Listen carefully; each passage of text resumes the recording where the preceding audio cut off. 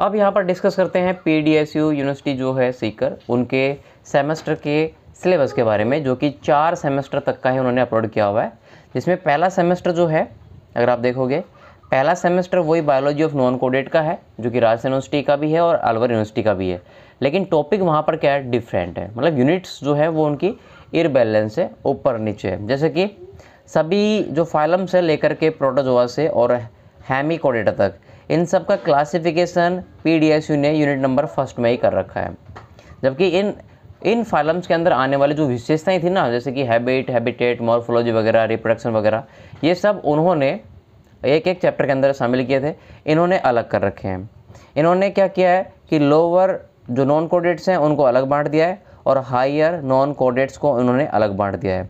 तो यूनिट 1 में तो आएगा क्या, 5 किंगडम कॉन्सेप्ट, टेक्सोनॉमी, साथ ही साथ क्लासिफिकेशन के बेसिस और प्रोटोजोआ फाइलम्स लेकर के और हेमिकोडेटा तक के कंप्लीट क्लासिफिकेशन के बारे में। यूनिट नंबर 2 में दिया गया है लोकोमोशन वगैरह, कैनाल सिस्टम वगैरह, ठीक है, कोरल रीफ वगैरह, जो कि एक एक फाइलम के एनिमल की विशेषता है।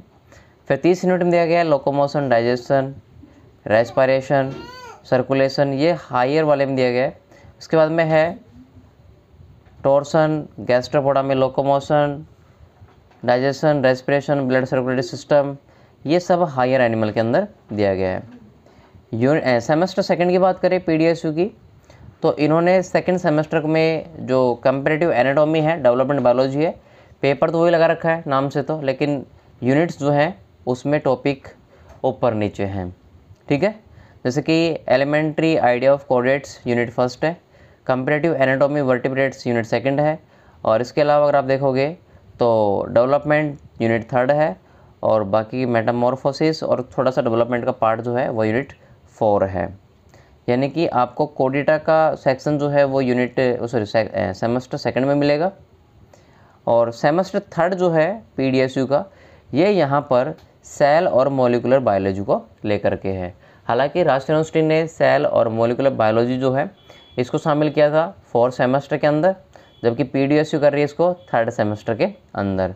इसमें देख लेते हैं यूनिट 1 में क्या है, सेल के बारे में है, यूनिट 2 साइटोस्केलेटन के बारे में है, यूनिट 3 में DNA रेप्लिकेशन वगैरह, यानी कि एक तरीके से मॉलिकुलर बायोलॉजी शामिल है इसमें। यूनिट 4 में भी मॉलिकुलर बायोलॉजी है। हालांकि राजस्थान यूनिवर्सिटी ने मॉलिकुलर बायोलॉजी जो है ऐड नहीं की हुई है 3rd सेमेस्टर में। अब आता है PDSU का 4 सेमेस्टर। 4 सेमेस्टर में आती है एनिमल फिजियोलॉजी और बायोकेमिस्ट्री, जबकि एनिमल फिजियोलॉजी और बायोकेमिस्ट्री जो शामिल की गई है वो राजस्थान यूनिवर्सिटी ने शामिल की है 5th सेमेस्टर के अंदर, और अलवर यूनिवर्सिटी ने भी इसको 5th सेमेस्टर के अंदर ही शामिल किया हुआ है। तो ये सेमेस्टर के अकॉर्डिंग आप अंतर देख सकते हो, PDSU में 4 सेमेस्टर और राजस्थान यूनिवर्सिटी में ये 5 सेमेस्टर रहने वाला है। इसमें आने वाले यूनिट्स में टॉपिक कौन कौन से हैं, तो देखिए मैमेलियन फिजियोलॉजी में यूनिट 1 है, यूनिट 2 है, बाकी अगर आप देखोगे तो 3rd में कुछ न्यूरॉन वगैरह जो है वो है, और यूनिट 4 जो है वो कंप्लीट बायो केमिस्ट्री की शामिल की गई है। इस प्रकार से PDSU ने अभी तक केवल 4 ही सेमेस्टर जो है वो अपलोड किए हुए हैं। इनके जो बाकी के बचे हुए 5वां और 6ठा सेमेस्टर है वो मेरे अकॉर्डिंग तो ये टॉपिक आने वाले हैं, क्योंकि इन्होंने 5वें सेमेस्टर को 4थे में डाल रखा है। तो इनके में कौन सा टॉपिक रह गया है, इनका बायो स्टैटिक्स रह गया है, और इनका जो इकोलॉजी वाला है, ठीक है, वो वाला टॉपिक रह गया है, ईथोलॉजी रह गया है, साथ ही अप्लाइड जूलॉजी रह गया है। तो कहीं ना कहीं आपको applied zoology, economical importance, biostatics और ईथोलॉजी वाली जो ब्रांच है ना, वो PDSU में आपको 5th और 6th सेमेस्टर में देखने को मिल सकती है। तो इस प्रकार से हमने तीनों ही यूनिवर्सिटी के जो सिलेबस है वो कंपैरिजन में यहाँ पर डिस्कस किए हैं। इन सभी के सिलेबस जो है वो आपको टेलीग्राम पर मिल जाएंगे।